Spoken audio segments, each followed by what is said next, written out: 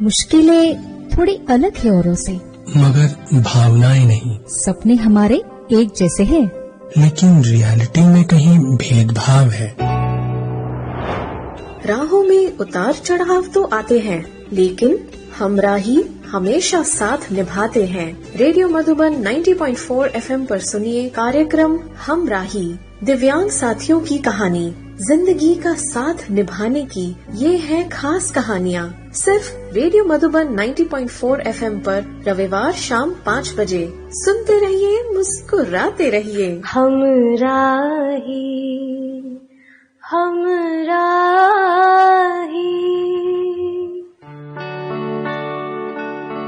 Radio Madhuban सुनने वाले सभी श्रोताओं को संदीप त्रिवेदी का प्यार भरा नमस्कार। श्रोताओं, आज हमेशा की तरह एक बार फिर आप सबके बीच में हाजिर हूं, आपका पसंदीदा प्रोग्राम हम राही लेकर के। और श्रोताओं, आज का प्रोग्राम पर्सनली मेरे लिए बहुत खास है। आप सोच रहे होंगे कि हर प्रोग्राम खास है, लेकिन आज जिनसे मैं आपको मिलवाने जा रहा हूं, एक छोटी सी बड़ी अच्छी कहानी है उनके साथ। इस प्रोग्राम की रिकॉर्डिंग के लिए जब मैं प्लानिंग कर रहा था तो मेरे जहन में हमारे आज के दोनों मेहमान ही चल रहे थे, लेकिन न तो मैं उनके नाम के बारे में सोच पा रहा था और ना ही मेरे पास किसी तरह का उनका कोई कांटेक्ट था। लेकिन जब मैं सोच रहा था तभी मुझे एक सज्जन का फोन आता है और उन्होंने मुझे ये सजेस्ट किया कि इनसे आपको बात करनी चाहिए। मैंने कहा भाई, मैं तो इन्हीं को सोच रहा था। बस फिर कांटेक्ट मिला, टाइम फिक्स हुआ और आज हमारे मेहमान इस प्रोग्राम में शामिल हैं।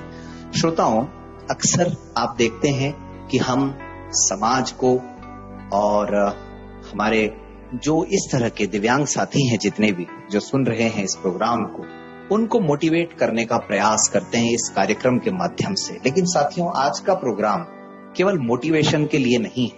आज का प्रोग्राम आत्मनिर्भर हम अपने आप को कैसे बनाएं, उसमें हम आपको ये भी बताएंगे, क्योंकि हमारे आज के जो मेहमान हैं वो दोनों हमराही तो हैं ही एक दूसरे के लिए, और दोनों खुद आत्मनिर्भर हैं, बल्कि अपने साथियों को भी, यानी उनके जैसे कपल्स को भी वो आत्मनिर्भर बनाने के लिए कार्यरत हैं।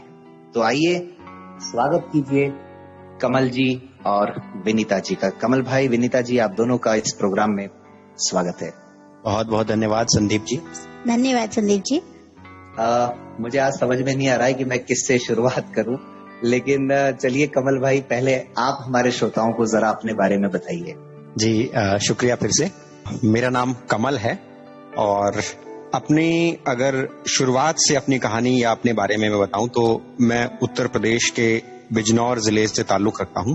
पश्चिमी उत्तर प्रदेश में जिला पड़ता है और मैं वहीं मेरा जन्म हुआ। उसके बाद से मेरी शिक्षा दीक्षा देहरादून स्थित national institute for the empowerment of persons with visual disability, जो इसका नया नाम है, पहले NIVH national institute of visually handicapped हुआ करता था, तो उसमें उसके एक स्कूल, मॉडल स्कूल में मेरी शिक्षा हुई।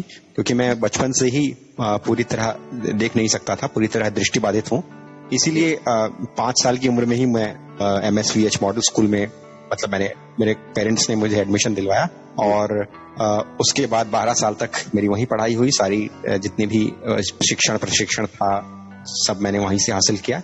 और उसके बाद फिर क्योंकि आगे पढ़ने के लिए अच्छे विश्वविद्यालय में, अच्छे कॉलेज में एडमिशन लेना जरूरी होता है अच्छी जगह पर, तो दिल्ली विश्वविद्यालय में बहुत से हमारे स्कूल से एलुमनाइज जो हमारे थे वो आया करते थे, तो उनका गाइडेंस मिला। फिर हम दिल्ली में मैंने सेंट स्टीफेंस कॉलेज दिल्ली विश्वविद्यालय में है, उसमें मैंने एडमिशन लिया। उसमें मैंने इतिहास विषय को चुना और हिस्ट्री ऑनर्स कंप्लीट किया। क्योंकि बचपन से ही मेरा रुझान थोड़ा सा मीडिया, जनसंचार इस ओर रहा था और मैं चाहता था कि इस फील्ड में अगर कभी मौका मिले तो मैं करियर बना सकूं। लेकिन लोग कहते थे कि काफी चैलेंजेस हैं, काफी चुनौतियां पेश आएंगी, लेकिन फिर भी मैं रेडियो में काफी बचपन से कार्यक्रम किया करता था। जो आकाशवाणी के जो लोकल स्टेशंस हुआ करते थे उसमें, और भी जो रेडियोस हैं तो स्कूल में ही मैंने कार्यक्रम करना शुरू कर दिया और स्कूल में कई कॉम्पिटिशन्स में, डिबेट कॉम्पिटिशन या जो पोएट्री रेसिटेशन कॉम्पिटिशन, इस तरह के कॉम्पिटिशन में बढ़ चढ़कर हिस्सा लेता था, तो काफी प्रोत्साहन टीचर्स से भी मिलता था। तो उसके बाद से क्योंकि उस वक्त इतना गाइडेंस नहीं मिला 12वीं कक्षा के बाद, तो मैंने हिस्ट्री को ऐसे रैंडम विषय अपना चुन लिया कि मतलब एडमिशन लेना है भाई, आगे पढ़ाई करनी है। लेकिन ग्रेजुएशन के में जब मैं पढ़ रहा था तो उस वक्त अपने आगे के करियर को भी मैं सोच रहा था। तो बाद में मैंने डिसाइड किया ग्रेजुएशन पूरा करने के बाद भी किसी भी हालत में मुझे मास कम्युनिकेशन करना है, और चाहे कुछ भी हो। इसलिए फिर Indian institute of mass communication का काफी नाम सुना था मीडिया की फील्ड में, जो दिल्ली में स्थित है और देश भर में उसकी कई संस्थाएं हैं। तो मैंने उसके लिए एंट्रेंस दिया और मतलब एंट्रेंस अच्छा हुआ, इंटरव्यू भी अच्छा हुआ, उसके बाद मेरा सिलेक्शन भी हुआ। वहां से मैंने 1 साल का रेडियो और टेलीविजन पत्रकारिता में वहां से डिप्लोमा किया। और वहां क्योंकि प्लेसमेंट्स वगैरह होते थे, स्टूडेंट्स को प्लेसमेंट मिलता था, तो वहां उसके बाद प्रोफेशनल काफी चीजें थी वहां की, काफी चीजें बताने लायक हैं, लेकिन मैं जल्दी से अगर बताऊं अपने बारे में, तो वहां से प्लेसमेंट मिला न्यूज एक्सप्रेस टीवी चैनल में, प्राइवेट टीवी चैनल में मैंने काम करना शुरू किया। क्योंकि वो थोड़ा सा वो ज्यादा आपने मतलब लोगों ने शायद सुना हो, अभी तो वो शायद नहीं है चल रहा है, उस वक्त भी छोटा चैनल हुआ करता था। तो वहाँ शायद फाइनेंशियल कुछ इश्यूज थे, इसलिए वहां से लोगों ने क्विट करना शुरू किया। मैंने भी छोड़ दिया क्योंकि मुझे जॉब सिक्योरिटी मुझे लगा कि यहाँ है नहीं, इसलिए वापस फिर मैं कम्युनिटी रेडियो, क्योंकि मैंने मेरा इंटरेस्ट था रेडियो में। तो उसके बाद रेडियो में क्योंकि बचपन से मुझे शौक था, तो रेडियो को मैंने अगले अपने करियर के पड़ाव के रूप में देखना शुरू किया और IIMC में वापस वहाँ एक कम्युनिटी रेडियो है अपना, रेडियो 96.9 FM, और वहाँ मैंने इंटरव्यू हुआ, एक कुछ प्रोग्राम प्रेजेंटर की पोस्ट निकली थी, तो उसमें मेरा सिलेक्शन भी हुआ। और मैं खुद को भाग्यशाली मानता हूँ कि वहाँ के स्टाफ ने या रेडियो के स्टाफ ने किसी ऐसी चीज को नहीं देखा कि ये दृष्टिबाधित है या साइटेड लोग हैं। काफी देश भर के अलग अलग हिस्सों से लोग आए हुए थे, लेकिन एक पोस्ट थी तो उसमें मेरा सिलेक्शन हुआ, इसके लिए मैं खुद को मतलब लकी समझता हूँ। और वहाँ का कॉर्पोरेशन भी मुझे मिला। वहाँ फिर मैंने अपनी स्किल्स को बढ़ाया, प्रोग्राम्स किए, बहुत सारे लाइव, रिकॉर्डेड और टेक्निकल चीजें सीखी। तो वहाँ का मेरा एक्सपीरियंस बहुत अच्छा रहा और वहीं फिर मैं एकेडमिक असिस्टेंट के रूप में प्रमोट हुआ, जिसमें वहाँ के IIMC के स्टूडेंट्स को जो रेडियो के लिए ट्रेनिंग के लिए आया करते थे, उन्हें मैंने प्रशिक्षण देना भी शुरू किया। तो ये मेरा प्रोफेशनल करियर चला। ये एक तरह की मैं प्राइवेट निजी फील्ड में ही मैं जॉब कर रहा था, लेकिन उसके बाद से भारतीय सूचना सेवा में भर्तियां निकली, जिसमें कि मीडिया प्रोफेशनल्स की रिक्वायरमेंट थी सरकार को, जो मीडिया में जिनका अनुभव भी है और जो मीडिया से जिन्होंने पढ़ाई भी की है। तो मैंने भी सोचा कि इसमें ट्राई करके देखा जाए, तो मैंने अप्लाई किया और UPSC ने वो परीक्षा कंडक्ट की थी। और उसके बाद जब UPSC के इंटरव्यू के पैनल के सामने गया, तो मुझे लगा कि हो ना हो, मतलब बहुत सुना है UPSC के बारे में, तो लेकिन बाद में जब रिजल्ट हाथ में था तो उसमें सिलेक्शन मेरा हुआ था एक भारतीय सूचना सेवा के अधिकारी के तौर पर। तो वो मेरे जीवन का बड़ा महत्वपूर्ण पल था। और एक खास बात ये है कि इन सभी मेरी जो भी मैंने उपलब्धि या थोड़ी बहुत भी चीजें मेरे जीवन में आई हैं, उसमें बहुत बड़ा रोल, जैसा कि आपका कार्यक्रम का नाम है हमराही, तो मेरे हमराही का ही है उनका, क्योंकि हम लोग बचपन से ही स्कूल में एक साथ पढ़े हैं और बचपन से ही दोस्त हैं, और बाद में हम लोग ग्रेजुएशन में भी साथ में दिल्ली विश्वविद्यालय में पढ़े। तो एक बिल्कुल ही नई बात बताई तो मतलब कुल मिला के निष्कर्ष यही था कि अगर मैंने जो भी कुछ जीवन में किया, जो भी संघर्ष रहे, उनमें अगर शायद मतलब विनी का सपोर्ट ना रहा होता, तो काफी कुछ हो सकता है चीजें दूसरी होती और मैं शायद कहीं और या किसी अपने करियर से भटक चुका होता। तो एक तरह का अभी तो हम हमराही हैं ही, लेकिन पहले से भी वो एक जो इमोशनल सपोर्ट है या अभी हमराही है। क्या बात, हमराही है। तो बस ये सपोर्ट मुझे मिला, तो इस वजह से ही मैं थोड़ा बहुत हासिल कर पाया हूँ अपने जीवन में। बहुत खूब कमल भाई। जो लोग मीडिया के क्षेत्र में प्लानिंग कर रहे हैं, उन्हें भी आपके इस इंट्रो से काफी मतलब मुझे लगता है लाभ मिला होगा। तो कमल भाई, एक कम्युनिटी रेडियो में काम करने के बाद आज एक कम्युनिटी रेडियो पर आप हैं, कैसा लग रहा है? बहुत अच्छा लग रहा है। और रेडियो मधुबन के कई लोगों से शायद मेरी मुलाकात भी हो चुकी है। जब हम रेडियो कॉन्फ्रेंसेस में जाया करते थे, नेशनल कॉन्फ्रेंस में, तो पूरे ऑल ओवर इंडिया से रेडियो के लोग आते थे वहां पर, तो सभी लोगों से मिलना जुलना होता था। और कम्युनिटी रेडियो एक बहुत इंटरेस्टिंग फील्ड मुझे लगा, क्योंकि मैंने काम किया इसमें। लोगों से सीधा जुड़ना और लोकल लेवल पर काम करना, और जैसा कि हम अभी आपसे बातचीत कर रहे हैं, चिट चैट कर रहे हैं, तो किसी बिना किसी औपचारिकता के कार्यक्रमों को प्रस्तुत करना और बहुत क्रिएटिविटी है। तो मुझे जुड़कर काम करके भी अच्छा लगा, और आज जब मैं रेडियो मधुबन के साथ और संदीप जी आपके साथ बात कर रहा हूं तो ये भी एक बहुत बेहतरीन अनुभव है और काफी अच्छा लग रहा है। शुक्रिया कमल भाई, शुक्रिया। तो आपसे बातें जारी रहेंगी, लेकिन विनीता जी जी आप भी हमारे श्रोताओं को अपनी आवाज से रूबरू करवाइए। जी बिल्कुल। संदीप जी बहुत बहुत धन्यवाद आपका, और सभी श्रोताओं को नमस्कार।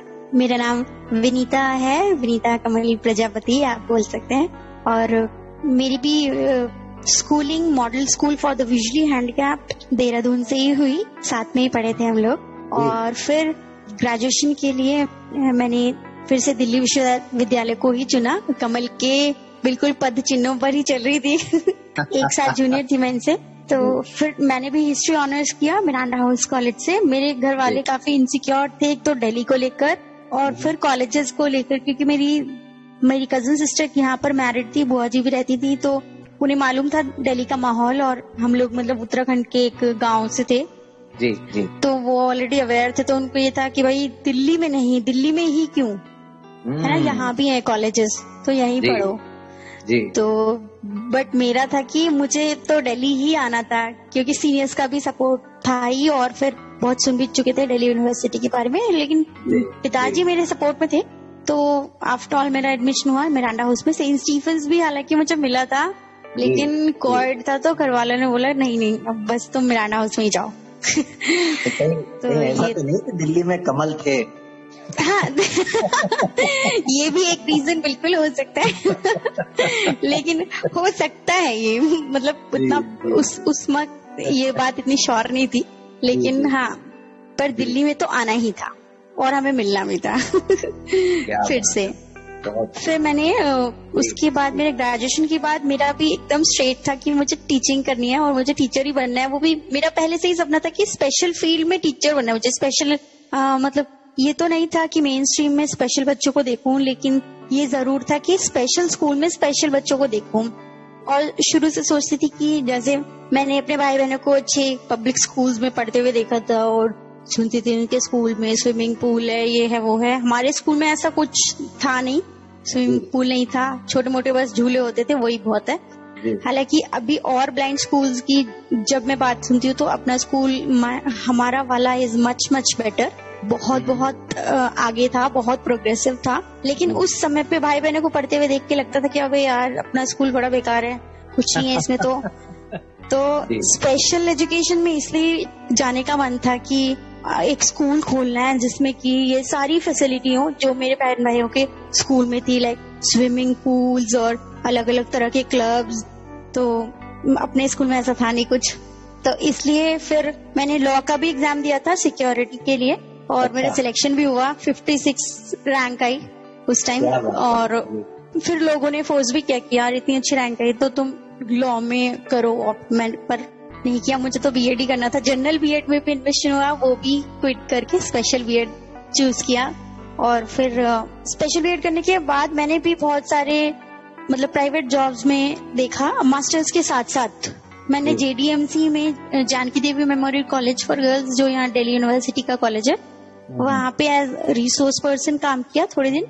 फिर मैंने वहां से स्विच किया शिक्षा school for preparatory school for special children है ये दिल्ली में, प्रीति मोंगा मैम को आप सभी जानते होंगे, उनकी अंडर में मैंने 1 साल बच्चों को वहां पर देखा। इनिशियल स्टेज थी वो, मतलब हम लोगों ने ही इनिशिएट किया था वो प्रोजेक्ट मिलकर, तो वहां भी बच्चों को देखा। उसके बाद मैंने फिर मिरांडा हाउस में ही अपने कॉलेज में ही एज रिसोर्स पर्सन काम किया।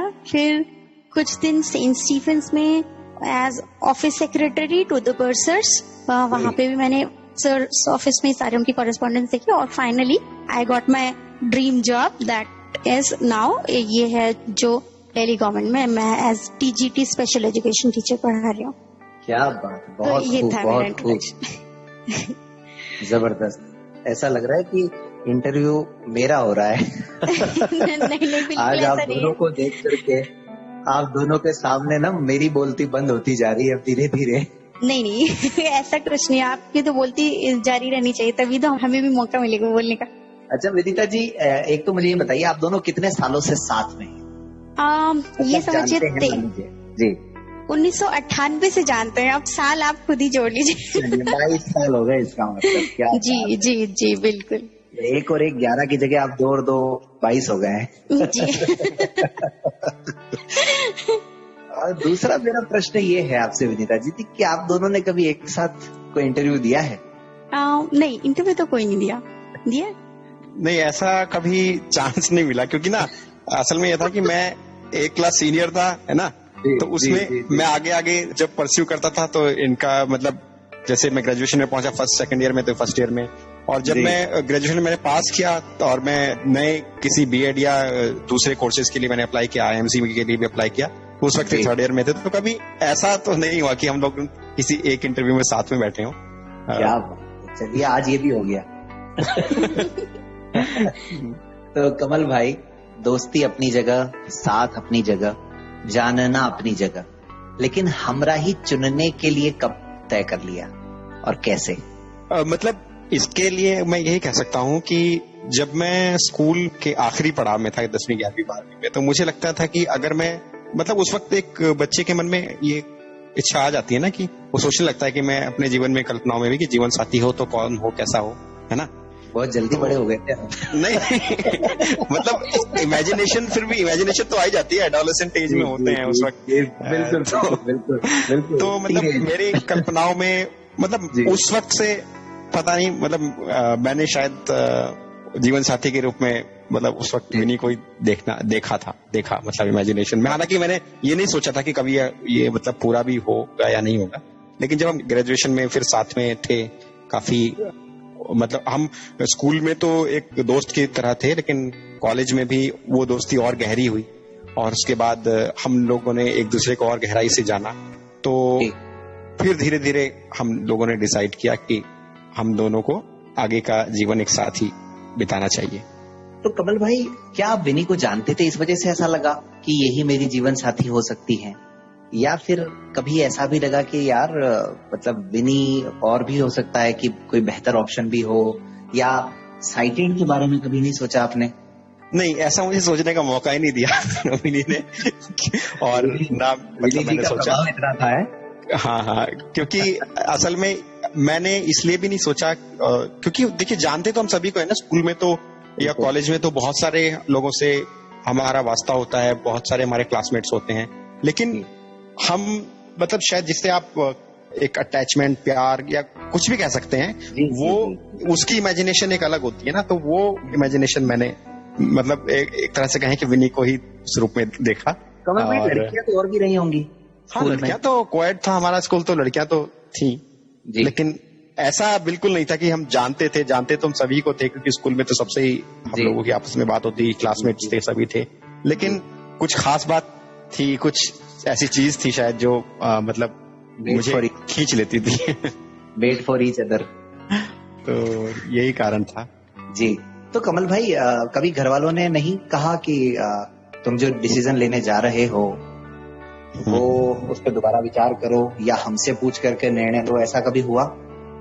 जब जॉब हम कर रहे थे, प्राइवेट में ही था मैं, कम्युनिटी रेडियो में, तो उस वक्त घर वालों ने काफी बार हम मुझसे पूछा कि मतलब कहा कि हमारी नजर में मतलब 1-2 रिश्ते हैं, ऐसे हैं, बताओ तुम्हें करनी है शादी। तो मैं हमेशा अपोज करता था, मना करता था, वो इसलिए भी कि हमारा तो प्लान पहले से ही था हमें शादी करनी है, और दूसरी बात ये कि थोड़ा हम लोग सोच रहे थे थोड़ा सेटल हो जाए जी, तब मतलब इस डिसीजन जो हमने लिया है इसको पूरा करेंगे। और उसके बाद लेकिन जब लगा, एक बार मैं घर में शादी में ही गया हुआ था, एक शादी में मेरी एक बहन की शादी थी, मतलब तो उसमें उसकी अगले दिन की सुबह जब मैं दिल्ली वापस आ रहा था, तब मेरे घर वालों ने मुझसे पूछ ही लिया कि भाई अब अंतिम बात बताओ, तुम्हें शादी, और उनको शायद खबर ये हो चुकी थी कि मेरा मेरा इरादा कुछ और है, शायद उन्होंने कुछ मेरे हाँ जी मेरे भाई के जरिए या कहीं से उन्हें ये सूचना मिल चुकी थी कि कुछ इसका अलग चल रहा है मामला। जी। तो उसके बाद उन्होंने मुझसे क्लियर कट पूछा कि भाई तुम जा रहे हो तो पहले बता दो क्लियर है क्या मामला, है ना। तो फिर उस वक्त मैंने क्लियर कर दिया कि मैं शादी करूंगा, मतलब विनी से ही करूंगा, और ये क्लियर है, और उसके अलावा मैं मतलब कुछ नहीं सोच रहा हूँ। और सब घर वालों को, क्योंकि मेरे घर में ऑलरेडी मतलब मेरे भाई भी, बड़े भाई भी दृष्टिबाधित हैं, और मेरे छोटे भाई भी दृष्टिबाधित हैं, उनको मतलब और भी दूसरी डिसेबिलिटी है, मेंटल रिटार्डेशन की।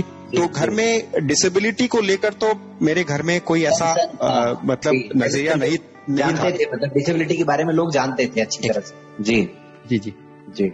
हाँ, तो घर में ऐसा कोई नजरिया नहीं था, पहले से वो सेंसिटिव थे घर वाले, और शायद उनको इस बात से भी कोई दिक्कत नहीं थी कि अगर मैं किसी और ब्लाइंड से शादी करता हूं तो कोई दिक्कत आने वाली है, क्योंकि वो जानते थे ऐसे लोगों को जो हस्बैंड वाइफ एक साथ रह रहे हैं और जो दोनों देख नहीं सकते हैं। क्योंकि मेरे जो बड़े भाई हैं वो NIVH में ही ब्रेल इंस्ट्रक्टर के तौर पर काम करते हैं, training centre for the adult blind जो डिपार्टमेंट है वहां पर, वो मतलब उनका कैंपस में ही घर है।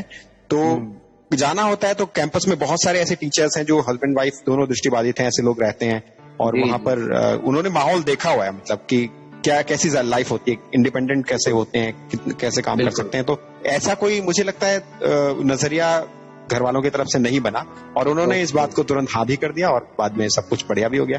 क्या बात है। यानी ये जो उनको पहले से जो जानकारी थी या जो माहौल देखा उन्होंने, उसकी वजह से हमें लगता है कि आपका ये निर्णय लेने में आपको भी आसानी हुई और उनको भी आपका साथ देने में मतलब कोई बहुत ज्यादा दिक्कत नहीं हुई।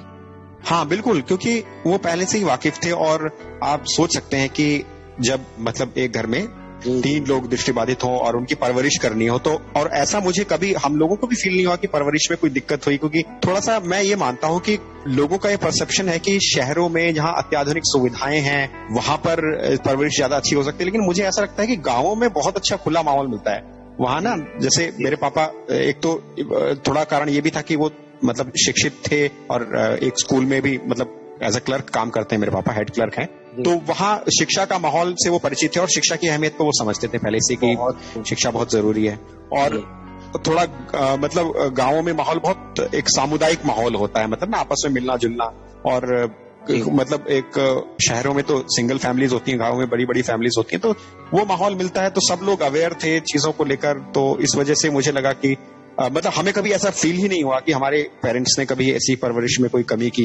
जो भी सुविधाएं, मतलब कोई भी सुविधा हो, कुछ भी चीज हो, वो हमें उपलब्ध हुई, और वो संवेदनशीलता आगे चलकर जो हमारा रिश्ता बना उसमें बहुत काम आई। और इसी वजह से मैं मानता हूँ कि वो संवेदनशीलता ही जो उनकी थी, उस वजह से ही हम लोगों के लिए एकदम से वो तैयार हो गए। क्या बात है, बहुत खूब बहुत खूब। विनीता जी, आपने कब सोचना शुरू कर दिया था? मैंने कब सोचना शुरू किया, मैं बहुत दिनों तक कंफ्यूज थी, क्योंकि कमल बहुत ही डिसेंट और बहुत सही इंसान थे, और मैं सोचती थी कि मतलब मैं डिजर्व करती हूँ कमल जैसे किसी इंसान को। स्पेशल मतलब स्कूल में ही लोग, जैसे कि होता है माहौल, लोग चिढ़ाते तो बहुत थे, बोलते बहुत थे, तो तब ऐसा लगता था कि नहीं, मैं उतनी सूटेबल नहीं हूँ कमल के लिए। बहुत शांत और बहुत चुप रहने वाले एकदम, मैं बहुत ज्यादा मतलब शैतान, 8वीं तक भी मार खा रही हूँ, तो इस टाइप से मेरा नेचर बिल्कुल ही अलग था, बहुत अलग। तो मुझे लगा कि यार कहाँ मतलब बन नहीं पाएगी ऐसे। मतलब मैं पसंद बहुत करती थी कमल को, क्योंकि एक बहुत रिस्पेक्ट थी मेरे मन में भी कमल के लिए।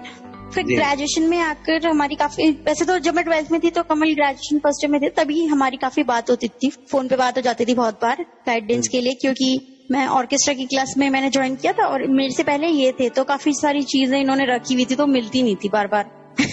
तो फिर इस वजह से हमारी बातें काफी होती थी। ग्रेजुएशन में आके क्योंकि अभी हिस्ट्री में थे, फिर मैंने भी हिस्ट्री ज्वाइन किया, तो फिर इनका और भी सपोर्ट हुआ।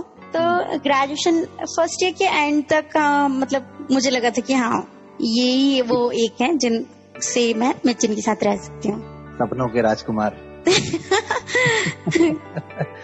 ये तो रही आपकी बात विनीता जी, लेकिन आपने भी तो फैमिली में बात तो की होगी ना? मेरी फैमिली में ऐसा था कि क्योंकि हम लोग बचपन से ही एक साथ पढ़े हुए थे, और घर वाले मेरे, क्योंकि मैं उत्तराखंड की हूँ, स्कूल भी उत्तराखंड में था, मेरे हर हफ्ते लगभग कोई ना कोई मिलने आता था, चाचा, ताऊ जी, पापा। तो सब लोगों ने कमल को देखा हुआ था, और कमल एक बहुत ही डिसेंट स्टूडेंट रहे और बहुत सुपर इंटेलिजेंट जिसे कहते हैं। तो बहुत अच्छा जी, इम्प्रेशन जी। था। फिर जब मेरा दिल्ली में एडमिशन हुआ तो पापा को था कि कोई ध्यान देने के लिए, तो इनको ही बोला था आफ्टर ऑल भाई ध्यान जी। समझाते रहना और ये वो। मैं बहुत ज्यादा ऐसे रो रही थी, डिप्रेशन में हो गई थी, तो इनको ही बोल के गए थे कि भाई ध्यान रखना। तो तब भी हमारी काफी बात होती थी।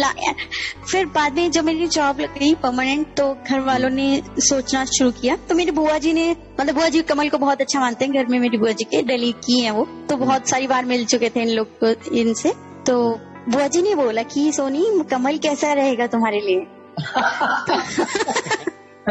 तो मैं इतनी तेज, मैंने ये कुछ नहीं कहा कि हाँ हमारा कुछ चल रहा है या हमने ऑलरेडी डिसाइडेड है हमारा कि हाँ करें।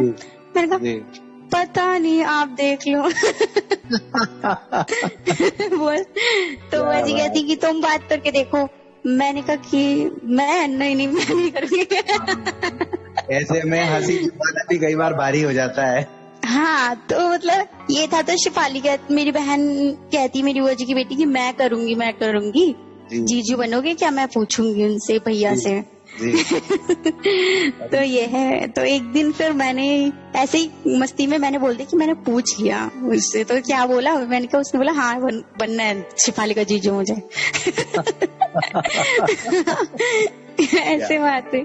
बहुत खूब, बहुत खूब। यानी हमराही के सफर में आप लोगों के लिए कहना चाहिए कि कोई दिक्कत ऐसी रही नहीं आमतौर पे। कोई ऐसी दिक्कत नहीं रही, नहीं। आमतौर पे जैसी। और सबसे बड़ी बात, आप लोगों का डिसीजन बहुत ही फर्म था, और वो डिसीजन होना बहुत जरूरी है। हाँ, डिसीजन तो हमारा ये था कि डिसीजन के लिए मेरा तो बिल्कुल ये था कि अगर शादी होगी तो बस इनसे होगी, उसके अलावा फिर मुझे था कि फिर नहीं करूंगी। ठीक है, ऐसे क्या नौकरी तो है ही। बहुत खूब, बड़ा मजा आ रहा है आप दोनों से बातें करके। और चलने से पहले, आगे बढ़ने से पहले, मैं चाहता हूँ कि एक आप दोनों की पसंद का गीत सुन लें हम लोग।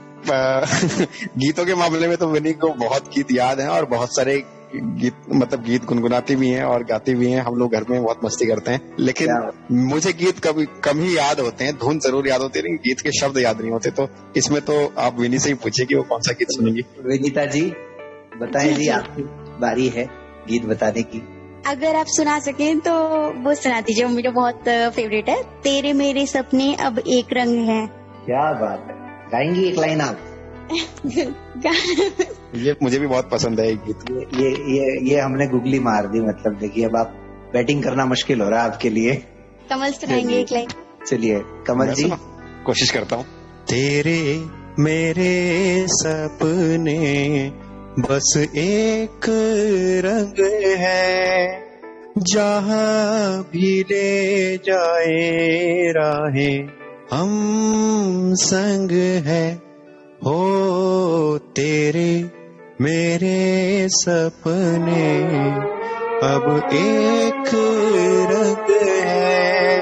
तेरे मेरे सपने अब एक रंग है, तो जहाँ भी ले जाए राहें हम संग हैं। तो तेरे मेरे सपने अब एक रंग है, तो जहाँ भी ले जाए राहें हम संग हैं।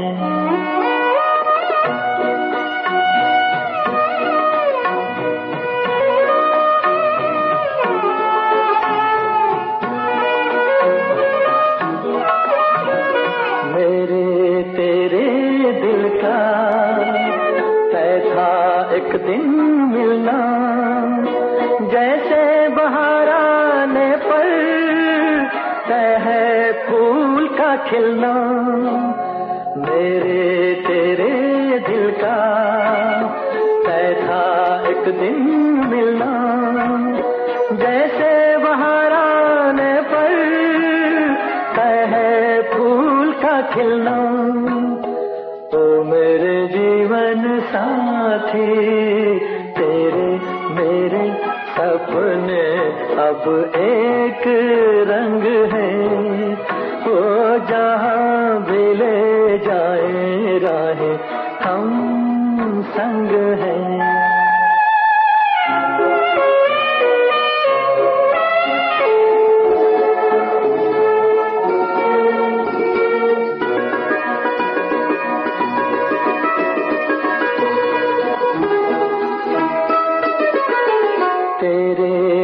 अब मेरे, मेरे सुख अब तेरे, तेरे ये दो नैना चांद और सूरज मेरे, तेरे दुख अब मेरे, मेरे सुख अब तेरे, तेरे ये दो नैना चांद और सूरज मेरे, ओ मेरे जीवन साथी, तेरे मेरे सपने अब एक रंग है, वो जहाँ भी ले जाए राहें हम संग हैं।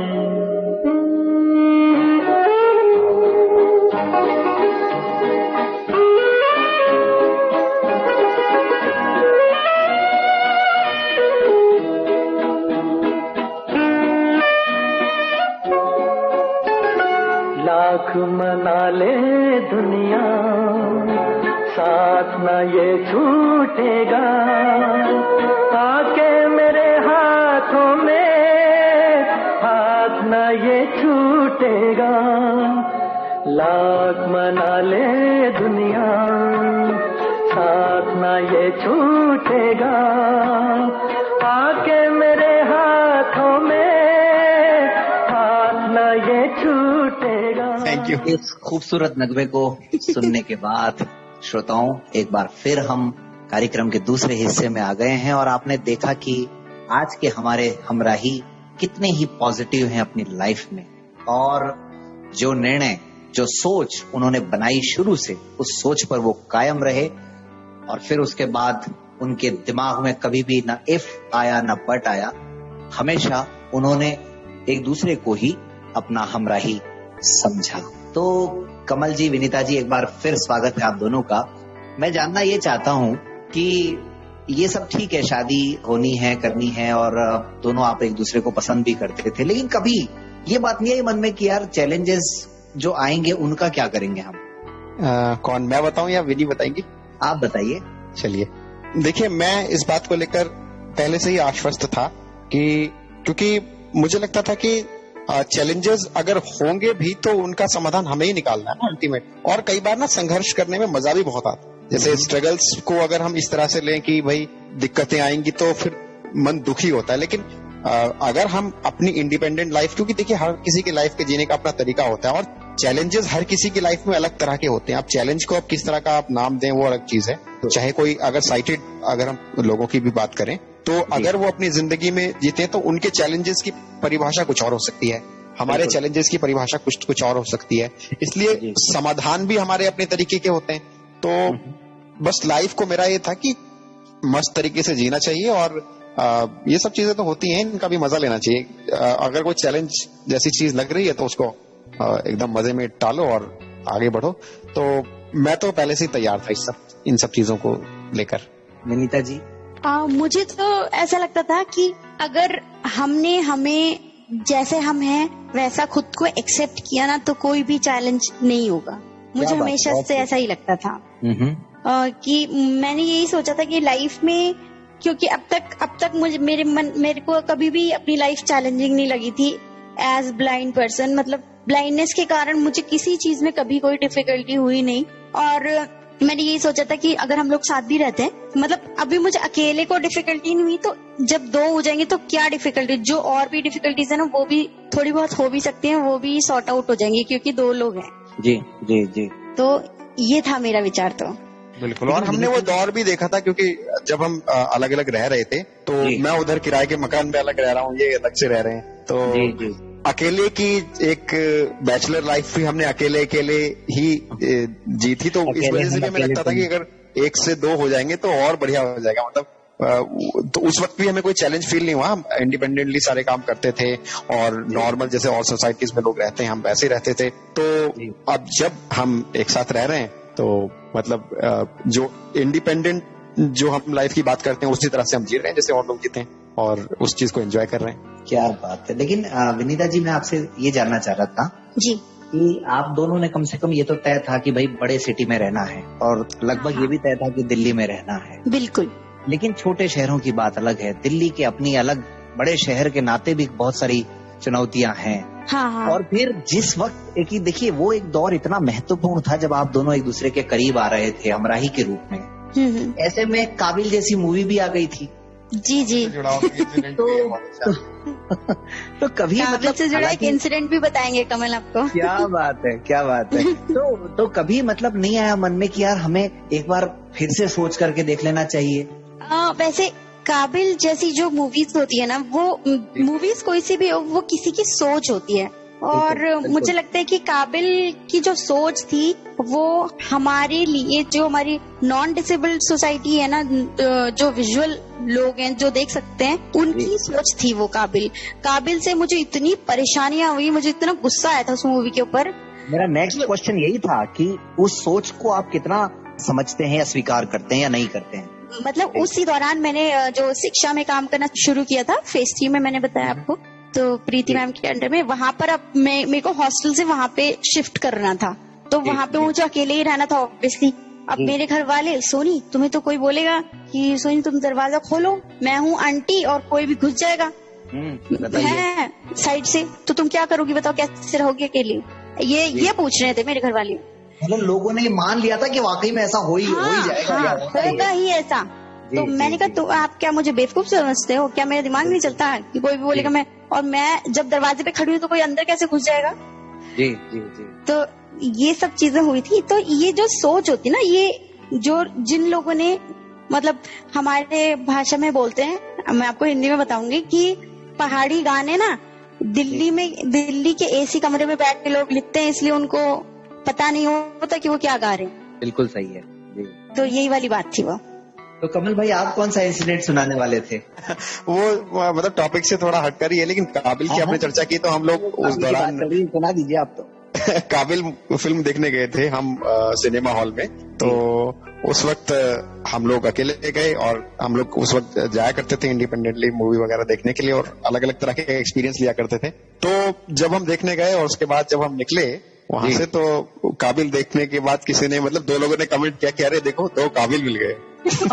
बताइए। इस तरह की भी चीजें हो जाया करती हैं। लेकिन मेरा कहने का मकसद ये है कि समाज हमें किस भी नजरिए से देखे और कुछ भी कमेंट्स करे, कैसे भी कहे या कोई भी सोच बनाए, उसको हमें दरकिनार करना चाहिए। और कई बार मौका मिले तो उनको समझा भी देना चाहिए उनकी आसान भाषा में कि मतलब किस तरह से जो प्रेजुडिस, पूर्वाग्रह वो लोग बना रहे हैं, उन पूर्वाग्रहों को हम अपनी तरह से कितना दूर कर सकते हैं। जैसे जब भी हम कैब में जाते हैं, ऑटो में जाते हैं, ट्रैवल करते हैं, कोई भी सवाल पूछता है तो हम कई बार इरिटेट हो जाते हैं कि यार ये क्या पूछ रहा है, बार बार उससे गुस्सा करने लगते हैं। लेकिन मुझे लगता है उनकी भी गलती नहीं है समाज की, उसको आराम से बैठ के हमें प्यार से आसान भाषा में समझाएंगे तो समझ भी जाते हैं आराम से। तो थोड़ा हमारी भी रिस्पॉन्सिबिलिटी है कि हम भी समाज को थोड़ा सेंसिटाइज करें। जैसे वो लोग सोचते हैं ना हमारे बारे में, वो उनके हिसाब से उनका बेस्ट होता है, तो इसीलिए वो हमारे बारे में सोचते हैं। मुझे तो ऐसा लगता है। लेकिन आप दोनों के मन में कभी कोई इस तरह की कोई शिकायत नहीं थी एक दूसरे से? कभी नहीं, बिल्कुल भी नहीं। क्या इस तरह की तो कभी कोई शिकायत। बहुत। तो कमल भाई, आपको नहीं लगता कि जिस माध्यम में आप हैं, मीडिया में जी, अभी भी मीडिया को शायद मतलब समझने में अभी पूरी तरह से मीडिया नहीं समझ पाए हम लोगों की, जो दिव्यांगों की जो समस्याएं हैं उनको, और ज्यादा से ज्यादा हमारे साथियों को मीडिया के इस फील्ड में आना चाहिए? आपको नहीं लगता ऐसा? बहुत जरूरी है। और इसीलिए जब क्योंकि आप मीडिया के व्यक्ति, थोड़ा अच्छे से इस बात को आप समझा पाएंगे हमारे श्रोताओं को भी। बिल्कुल। दरअसल जब मैं IIMC में गया तो उस वक्त ना मुझे पूरा अलग ही माहौल मिला। मैं अब कुछ 2-4 इंसिडेंट्स से इसको समझाऊंगा अलग अलग करके। तो वहाँ शुरुआत में लोगों ने देखा भाई क्योंकि उस वक्त मीडिया में शायद उस संस्थान में कोई दृष्टिबाधित गया भी नहीं होगा। मैं जब वहां पहुंचा तो सारे बैचमेट्स मतलब मुझसे अलग तरह से मिलते थे, मतलब कोई अलग ही व्यक्ति है। और ना तो वो मेरे ब्लाइंडनेस को लेकर मुझसे चर्चा करते थे और ना ही मेरी एबिलिटीज को लेकर चर्चा करते थे। तो मुझे लगा कुछ करना चाहिए, है ना, मीडिया में आ ही गए हैं तो हमें भी मीडिया का कुछ अपनाना चाहिए। बिल्कुल जरूरी है। एक बार ऐसा हुआ कि क्लास में एक मेडिटेशन की हमारी क्लास थी। तो उसमें क्या हुआ कि सब लोग बैठे हुए थे और एक टीचर थी, पूरा हॉल भरा हुआ था कचाकच। सबने कहा कि भाई अपनी अपनी आंखें बंद करो, है ना। और सबने अपनी आंखें बंद कर ली। फिर कहा कि अच्छा आप अपनी आंखें खोलो, आपकी पुतलियों को घुमाओ। इस तरह के आंखों से जुड़े हुए इंस्ट्रक्शन थे। और सबसे एक एक करके पूछा गया कि आपको क्या फील हुआ। तो जब मेरी बारी आई मैंने कहा भाई, मैंने भी जवाब दे दिया कि मुझे बहुत अच्छा फील हुआ, मजा आया। तो पीछे से किसी ने कहा कि मैम ये ब्लाइंड है जी, मतलब, लेकिन क्या हुआ कि वो दूसरे कोर्स का व्यक्ति था और मेरे कोर्स के जितने भी स्टूडेंट्स थे सारों ने प्रोटेस्ट कर दिया वहां, मतलब कि ब्लाइंड कैसे कह दिया हमारे क्लास में इसको, हमारे बैचमेट को। जी जी। तो उस वक्त हंगामा हो गया, सेशन पूरा बंद हो गया। वाह, बहुत हालांकि उसने मुझसे फिर माफी भी मांगी फेसबुक के जरिए, बहुत सारे कमेंट लिखे, क्योंकि उस एक साल तक उस जो स्टूडेंट था उसकी मतलब बहुत ही अलग से एक तरह से इज्जत पूरी सी अलग ही हो गई थी पूरे कॉलेज में कि इस तरह से। लेकिन मैंने उसे समझाया, फिर मैंने सोचा कि सेंसिटाइज करने के लिए कोई तरीका निकालना चाहिए। तो मैंने एक डॉक्यूमेंट्री बनाई आधे घंटे की, पूरे ऑल ओवर इंडिया में रिसर्च की, जगह जगह जाके लोगों से बात की और बाद में मैंने अपने हेड ऑफ द डिपार्टमेंट से कहा कि मैं इस डॉक्यूमेंट्री को सुनवाना चाहता हूँ लोगों को। तो उन्होंने उसी ऑडिटोरियम में प्रोग्राम रखा, उस डॉक्यूमेंट्री को सबको सुनवाया। तो उसमें सेंसिटाइज किया मैंने डॉक्यूमेंट्री के थ्रू, और जिसका नाम मैंने दृष्टिकोण दिया था। तो तब माहौल ठंडा हुआ और उसके बाद से माहौल अचानक से ही बदला। ऐसे इनिशिएटिव्स फिर मैंने बाद में भी लिए जब मैं कम्युनिटी रेडियो में रहा या दूसरे माध्यमों में। वहाँ डिसेबिलिटी से जुड़े हुए डिस्कोर्स को लेकर, जैसे कि आप भी कार्यक्रम कर रहे हैं, इस तरह के कई कार्यक्रम किए और बहुत सारे वो डिस्कोर्स मीडिया में लाए, कई तरह के लेख भी लिखे। तो मुझे लगा कि इस मुद्दे को उठाना बहुत जरूरी है और एक मैंने सुझाव भी रखा, शायद उस सुझाव को बहुत सारे मीडिया संस्थान वाले में भी ला रहे हैं कि एक सब्जेक्ट अलग से होना चाहिए, मीडिया विद डिसेबिलिटी। मतलब जैसे हेल्थ, मीडिया और हेल्थ को लेकर सब्जेक्ट स्पेशलाइजेशन होता है, मीडिया और स्पोर्ट्स को लेकर स्पेशलाइजेशन होता है।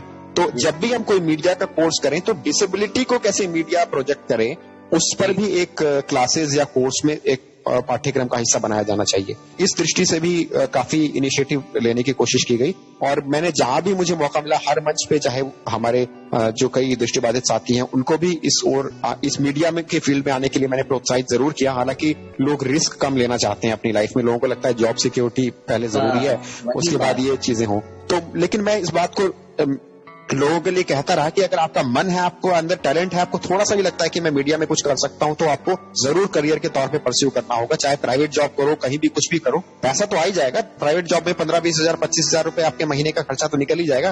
बाद में तो आप जब फेमस होंगे अपनी मेहनत से, उसके बाद आपको मिलना ही है।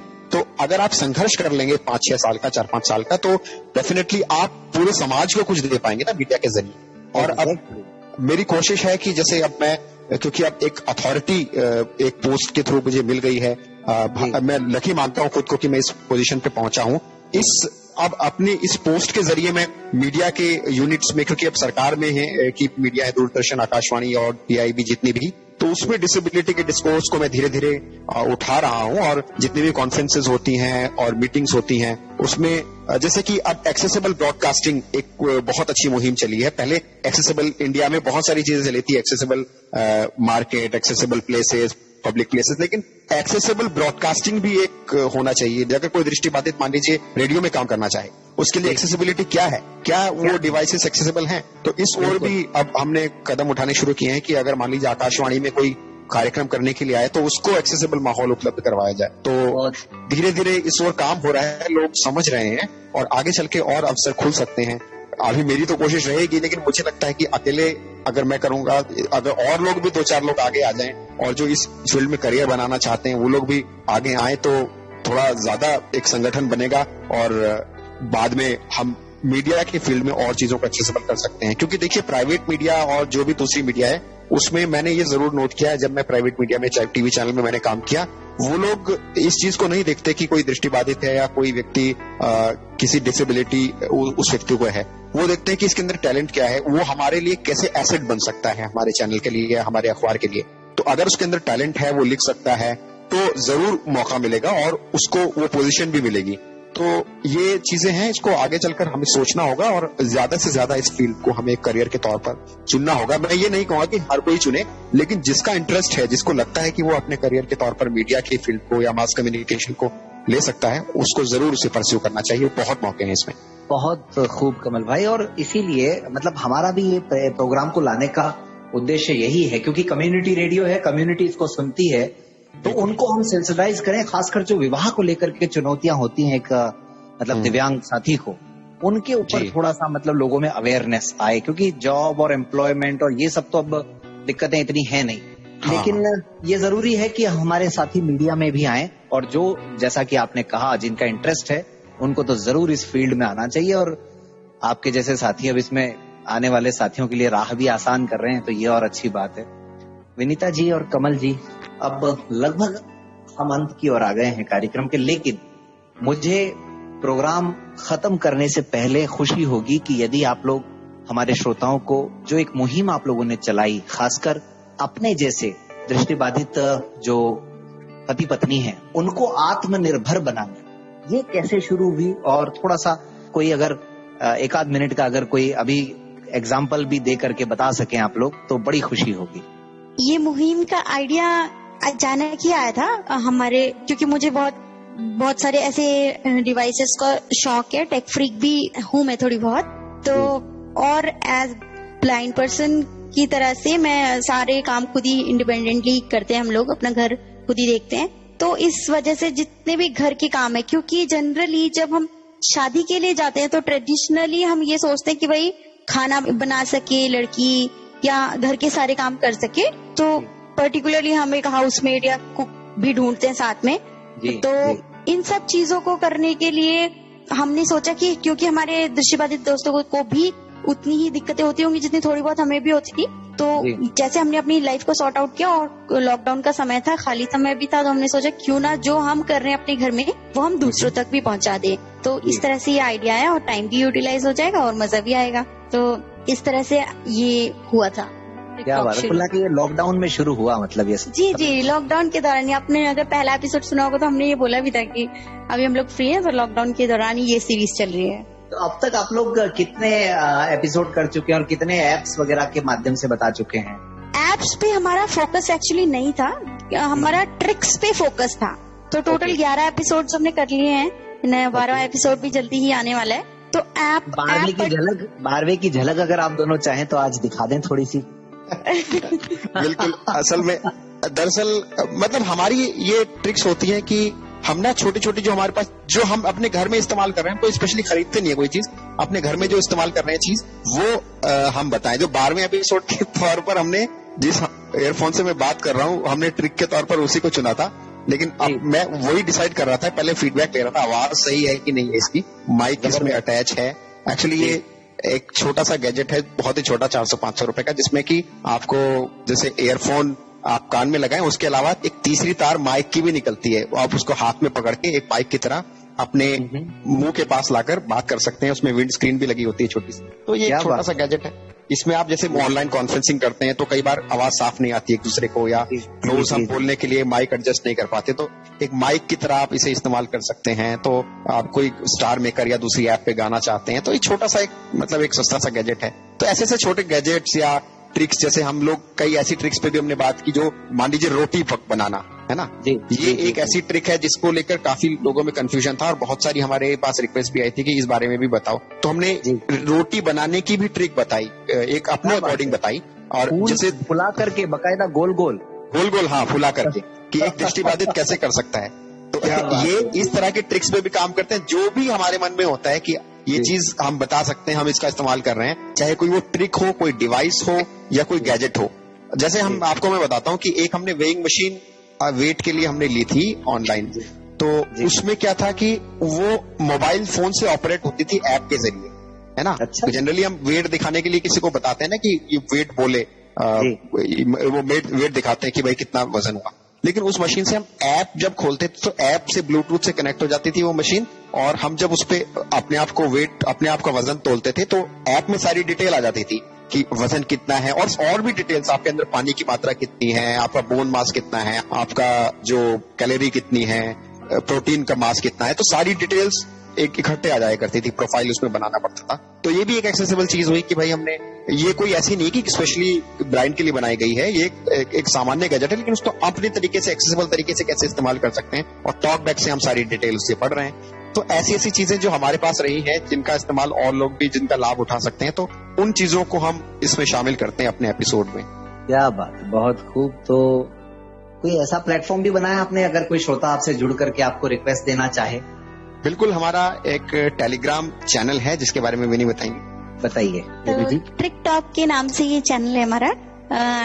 टिकटॉक में ये TRICK trick TALK trick talk के नाम से, ट्रिक टॉक विद विनी कमल, ये है हमारे चैनल का नाम। और आप टेलीग्राम के माध्यम से हमसे जुड़ सकते हैं, अपनी कोई भी रिक्वेस्ट हम तक पहुंचा सकते हैं। आप किस बारे में जानना चाहते हैं या कोई डिफिकल्टी किसी भी चीज में, आपको घर के किसी भी काम में, शॉपिंग में, किसी भी तरह की कोई डिफिकल्टी हो तो आप हमसे शेयर कर सकते हैं, हम उसका सोल्यूशन आपके लिए लेकर आएंगे। और ये है कि गैजेट्स के बारे में, गैजेट्स या किसी पर्टिकुलर डिवाइस के बारे में अगर आप बोलते हैं तो अगर हमारे पास अवेलेबल होता है तो ही हम रिव्यू करते हैं, अदरवाइज ऐसे परचेज नहीं करते हम, सिर्फ रिव्यू करने के लिए। लेकिन अगर कोई आपसे सॉल्यूशंस अगर मांगता है, मान लो सुई में धागा पिरोना, तो आप इस तरह के सॉल्यूशंस आप उनको बिल्कुल इस तरह के सॉल्यूशन तो हम बिल्कुल देते हैं। इसी तरह की ट्रिक्स पे हम काम करें, बल्कि सुई में धागा पिरोने वाला भी आपने अच्छा आइडिया दिया, हम अगले में इसको भी शामिल करेंगे। चलो, मुझे भी कोशिश करते हैं ना, आइडिया की कमी थी मेरे पास। बिल्कुल, जैसे मैं आपको बताता हूँ कि एक दूध उबालने की हमने ट्रिक अपने इस ट्रिक टॉक में बताई थी, जिसमें लोग जनरली बॉयलर खरीदते हैं, लेकिन हमने कहा कि अगर मान लो बॉयलर, ये तो कोई टेक्निकल चीज हुई ना, कभी खराब हो गया, कोई सीटी ना बची तो दूध तो आपको गिर जाएगा, नहीं बचे तो क्या करेंगे जी। तो अपनी कुछ हमारी एक ट्रिक, हमारी अपनी सेंस होती है, हमारी ट्रिक्स होती हैं, जिसके थ्रू भी हम बिना किसी गैजेट के या बिना किसी तरह से हम लोग अपने तरीके से उसको उबाल सकते हैं और खुद पता कर सकते हैं। तो हमने उस पर भी एक एपिसोड किया था। तो ये कुछ ट्रिक्स हैं जो हमारी खुद की इजाद की हुई होती हैं और हम सभी कहीं ना कहीं उसका इस्तेमाल कर रहे होते हैं अपने अपने तरीके से। तो बस हम अपना एक तरीका शेयर करते हैं, अगर लोगों को पसंद आता है तो लोग उसे इस्तेमाल करते हैं, वरना अपने सजेशंस भी देते हैं। और कुछ लोग हम ये भी इन्वाइट करते हैं उस चैनल पे कि लोग अपनी ट्रिक्स भी बता सकते हैं, आपकी ट्रिक भी हम लोगों तक पहुंचाएंगे, क्योंकि बहुत सारे लोग अपने अपने तरीके से कई चीजों का इस्तेमाल करते होंगे, तो उनको भी हम लोगों के साथ शेयर करेंगे। ऐसा भी हम खुला प्लेटफॉर्म रखते हैं। क्या बात है, बहुत खूब, बहुत मजा आया आप दोनों से बात करके। चलते चलते कमल भाई, हमें भी बहुत मजा आया। जी, चलते चलते कमल भाई, मैं चाहूंगा कि आप, चूंकि आप लोग बड़े शहर में रहते हैं, लेकिन चुनौतियां शायद बड़े शहर में भी हैं और छोटे शहरों में भी हैं। बिल्कुल, हमारे श्रोताओं को, जो कम्युनिटी में जो सुन रहे हैं और हमारी कम्युनिटी में जो सुन रहे हैं, और खासकर आप अपनी बात में ये भी शामिल करें कि विवाह को लेकर के जो एक असमंजस की स्थिति रहती है हमारे साथियों में, समाज की तो हम दूर नहीं कर सकते, लेकिन हमारे साथियों को तो हम कम से कम समझा ही सकते हैं। तो आप क्या कहना चाहेंगे कमल भाई?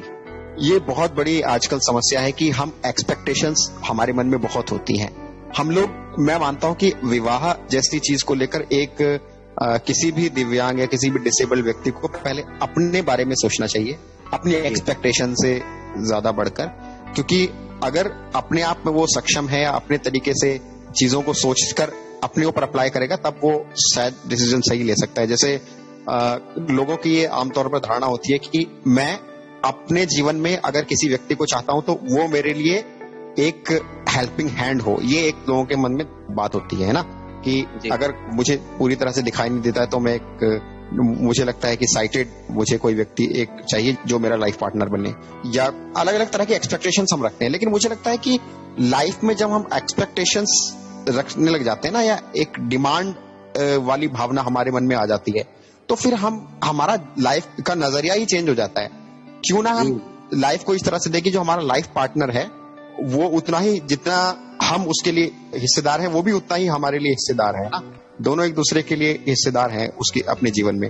तो इस भावना को हमें डेवलप करना होगा, और हमें डिमांड या हेल्प या डिपेंडेंसी, इन सब चीजों से हटकर इमोशंस, प्यार या उन सब चीजों को ज्यादा तवज्जो देनी होगी, या जो एंजॉयमेंट है लाइफ का, उन सब चीजों को ज्यादा प्राथमिकता देनी होगी। तब हम शायद इस नजरिए को बदल सकते हैं। बाकी विनी भी कुछ इसमें ऐड करेंगे। जी, आप क्या कहना चाहेंगे हमारे श्रोताओं को? बिल्कुल, मैं पूरी तरह से सहमत हूँ कमल की बात से जी, कि जब हमारी अपेक्षाएं ज्यादा बढ़ती हैं तभी हम ये सोचते हैं कि हमें एक हेल्पिंग हैंड चाहिए एज पार्टनर। अगर हम मान लो ब्लाइंड हैं तो हम ऑब्वियसली सोचेंगे कि देखने वाला मिले, फिजिकली चैलेंज्ड है तो पैर सही होने वाला मिले, जिसके पैर सही हों।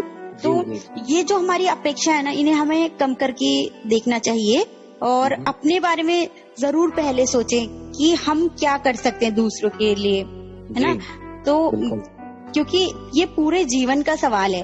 अगर मान लीजिए कि आपने हेल्पिंग हैंड ढूंढ लिया और वो हैंड हेल्प करना ही ना चाहे, फिर आप क्या करोगे? क्या करेंगे? बिल्कुल सही है ना। तो इससे ज्यादा जरूरी ये है कि आपके इमोशंस वो शेयर कर सके। आप अगर ऑफिस से आकर अपने ऑफिस की दो बात करें तो वो उसे समझ सके। आपको इधर उधर ले जाने के लिए तो असिस्टेंट भी हो सकता है, और घर का जितना हाउस होल्ड वर्क है वो मेड भी करती है ना। तो आपको एक मेड या एक पर्सनल असिस्टेंट नहीं ढूंढना, आपको लाइफ पार्टनर ही ढूंढना है, आपको हमराही ही ढूंढना है जो आपके इमोशंस, आपके दुख सुख में आपका साथी बन सके। बहुत खूब, बहुत बढ़िया, बहुत मजा आया आप दोनों से बात करके, और हमारे प्रोग्राम में आने के लिए, समय देने के लिए आप दोनों का बेहद शुक्रिया। शुक्रिया। श्रोताओं, तो ये था हमराही का 6वां एपिसोड। उम्मीद है आप सबको हमेशा की तरह पसंद आया होगा और आत्मनिर्भरता के मायने भी आप सबने समझे होंगे। मिलेंगे अगले रविवार किसी और हमराही के साथ। तब तक इजाजत दीजिए मुझे, संदीप त्रिवेदी को, और प्ले स्टोर से आप रेडियो मधुबन का ऐप ले सकते हैं, या फिर आप अपनी प्रतिक्रियाएं, सुझाव देने के लिए 941415 पे कॉल कर सकते हैं, और मेल करना चाहें तो info@radiomadhuban.in पर आप मेल कर सकते हैं।